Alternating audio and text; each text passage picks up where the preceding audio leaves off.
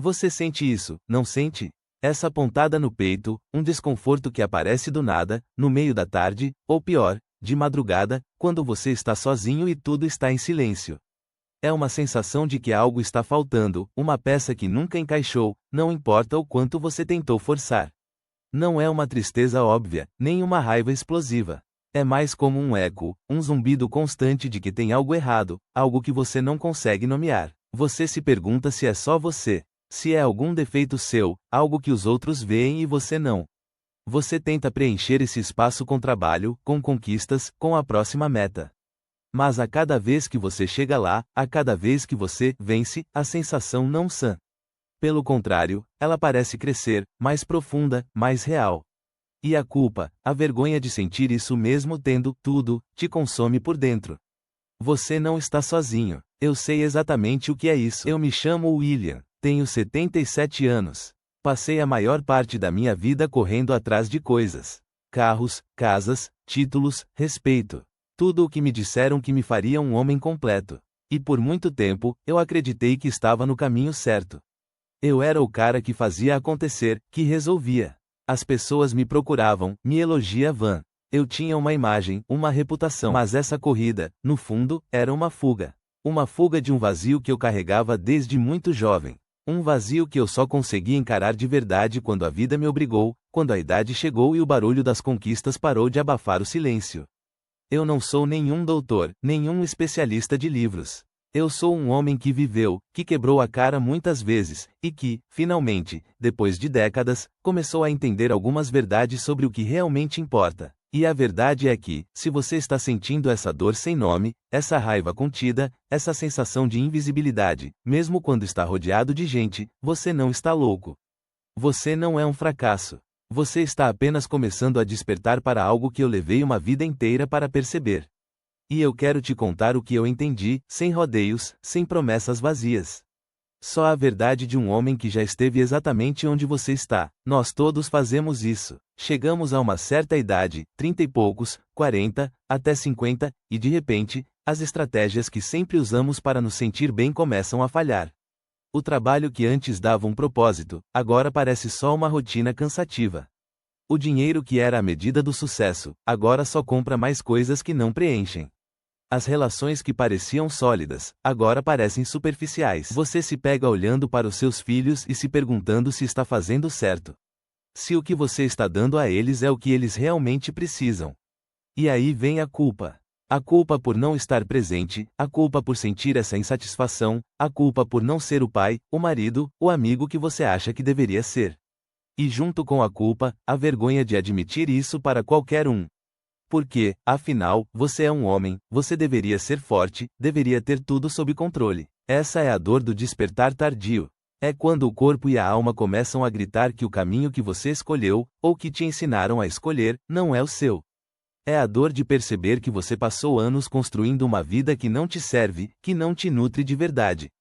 E o que é pior, você não sabe como parar, nem como recomeçar.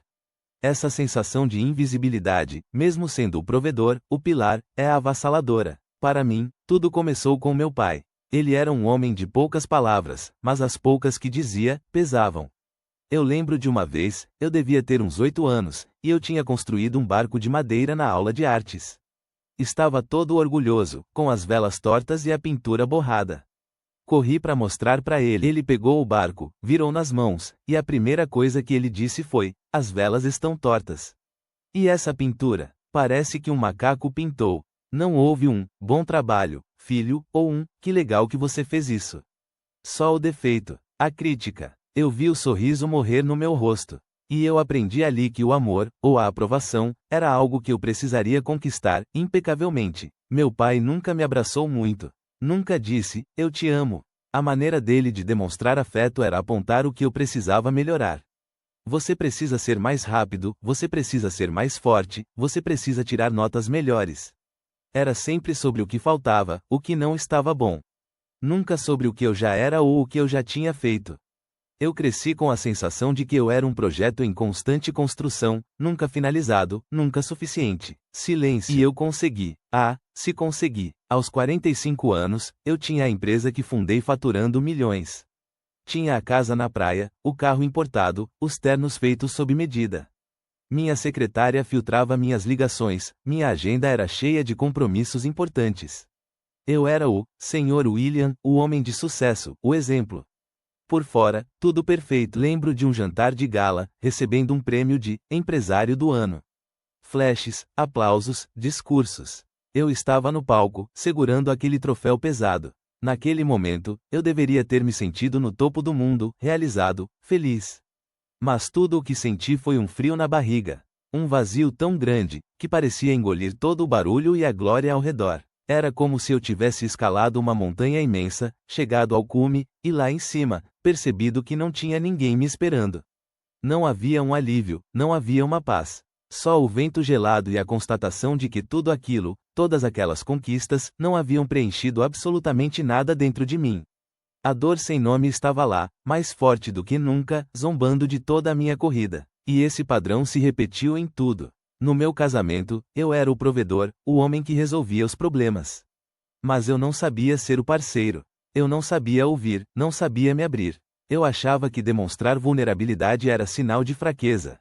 Então eu me fechei, me distanciei. Minha esposa, uma mulher boa e paciente, acabou se sentindo sozinha, invisível ao meu lado. Com meus filhos, eu tentei ser diferente do meu pai, mas acabei sendo igual de outras formas. Eu os cobrava, os empurrava para o sucesso, para serem os melhores. Eu queria que eles tivessem o que eu não tive, mas esqueci de dar a eles o que eu mais precisava: presença e aceitação. Eu estava lá fisicamente, mas a minha mente estava sempre no próximo desafio, na próxima conquista. Eu via a dor nos olhos deles, a distância crescendo. A raiva contida deles se misturava com a minha. Eu me sentia culpado, mas não sabia como mudar. Era como se eu estivesse preso em um roteiro que não era meu, mas que eu não conseguia parar de seguir. Eu sabotava a intimidade, as conexões, porque no fundo, eu não me sentia digno delas. E o vazio continuava ali, me lembrando que, apesar de tudo, eu estava sozinho. Eu tive um amigo, o Carlos. Ele era como eu, um rato de escritório, sempre correndo. Ele tinha a mesma sede de provar, a mesma ansiedade. E eu o via se afundar cada vez mais no trabalho, na busca por mais reconhecimento. Ele nunca parava. Hoje, o Carlos tem 70 anos e ainda está nessa corrida, doente, com um olhar que reflete o mesmo vazio que eu senti por tanto tempo. Ele ainda não conseguiu parar. Mas eu também tive o José. O José era diferente. Ele não tinha a mesma ambição desmedida. Ele valorizava as pequenas coisas. Eu o via sentado na varanda, tomando um café, conversando com a esposa. Ele não tinha a mesma fortuna, mas tinha uma paz nos olhos que eu nunca entendi. Ele parecia contente com o que tinha, com quem ele era. E eu, com todos os meus milhões, o invejava secretamente. O José me mostrava que existia outro caminho, uma outra forma de viver que não era essa busca incessante por algo externo. Ele me mostrava que a suficiência não estava em ter mais, mas em sentir-se inteiro com o que já existe. E foi a partir da observação do José, e da minha própria exaustão, que a ficha começou a cair. Que a vergonha de não ser o suficiente era, na verdade, a chave para encontrar a verdadeira suficiência. Liberdade não é ter todas as opções do mundo ou poder comprar o que quiser. Liberdade, eu aprendi, é a capacidade de parar. É a coragem de dizer não para o que não te serve, mesmo que todos esperem que você diga sim. É a leveza de não precisar provar nada para ninguém, nem para si mesmo. É a permissão de ser imperfeito, de ser apenas você, com todos os seus defeitos e qualidades. Suficiência não é uma meta a ser alcançada, um nível que você atinge depois de X conquistas. Suficiência é um estado de ser. É a compreensão profunda de que você já é completo. Que você não precisa de mais um elogio, mais um projeto bem-sucedido, mais um zero na conta bancária para ser digno de amor, de respeito, de paz.